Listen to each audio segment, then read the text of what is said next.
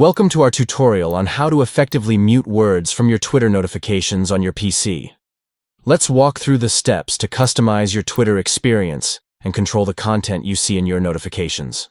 To get started, click on More from the side navigation menu. Then navigate to Settings and Privacy. Next, click on the Privacy and Safety tab, followed by selecting Mute and Block. Within the Mute and Block section, click on Muted Words to begin managing your muted list. Click the plus icon to add a new muted word, then enter the specific word you wish to mute from your notifications. After entering the word, be sure to select Notifications to mute it from appearing in your notification feed.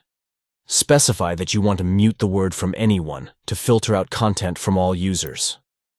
Now, under Mute Timing, you have the option to choose how long you want to mute the word.